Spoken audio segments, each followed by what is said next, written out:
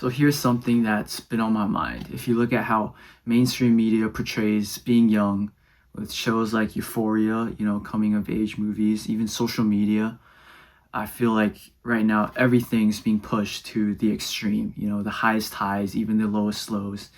And yes, I think people posting about their lowlights is harmful to an extent, and I'll explain why.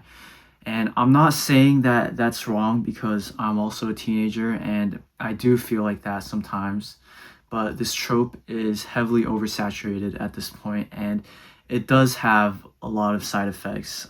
Everyone posts only their highlights or a concentrated version of their lives, pushing our emotions to the extreme. And another thing is, it makes teenagers like me seem more immature because it's like everything deserves a maximalist reaction, like, oh, your girlfriend broke up with you, that's like the end of the world, or something similar. And like the reality is most our lives does not look like that, and it's the boring parts that sustain us and is what actually matters in the grand scheme of things. And I think that's a part that constantly gets neglected in our society today.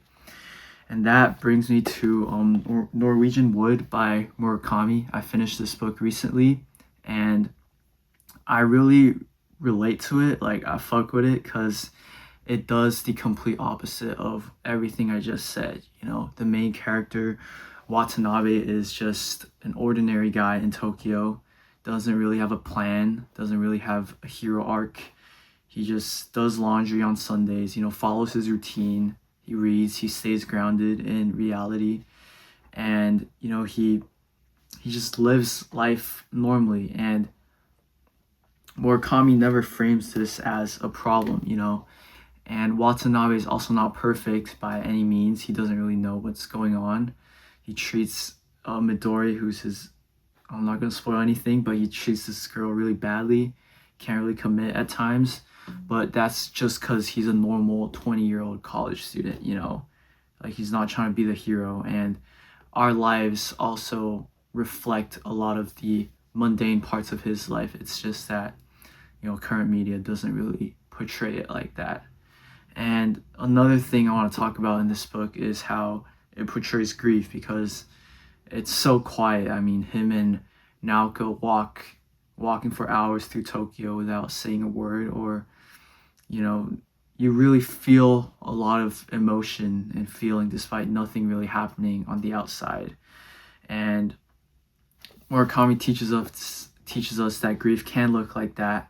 Depression can look like that, and just because you're not bawling your eyes out over anything like very dramatically doesn't mean you're not going through it. And another thing, again, I'm not invalidating any emotional expressions. I'm just saying that there are alternative ways of expressing them that aren't as glamorous. And if anything, these quieter versions are harder to spot, and it feels even worse sometimes, actually.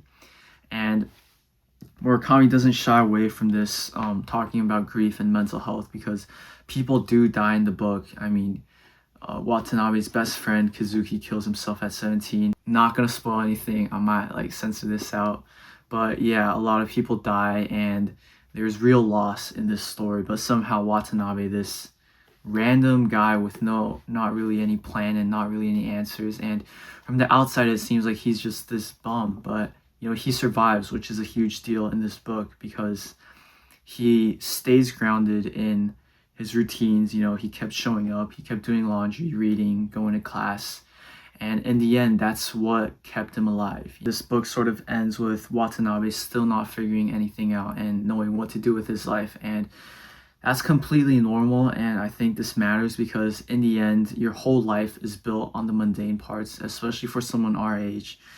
You're not really supposed to have anything figured out. I mean, if you do, that's great, but the reality is that most of us are also struggling with finding ourselves and learning how to deal with the boring parts of our life.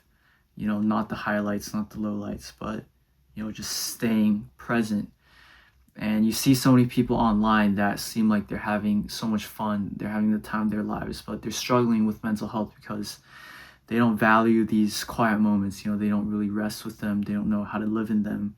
even though that is most of your life. You know, it's not what social media portrays, but it's true. And Norwegian Wood was a massive hit, but I feel like most of us, especially teenagers in the West that are used to this, you know, over the top version of teenage life, have never really heard of it.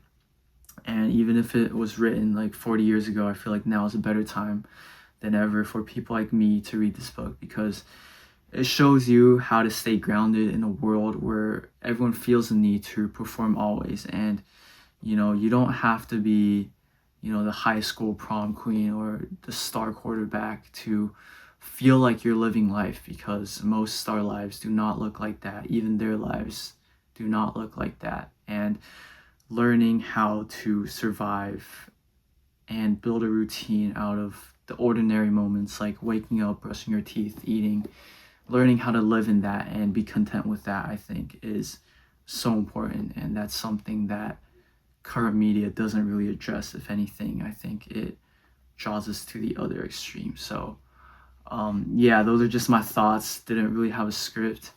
Yeah, thanks for watching.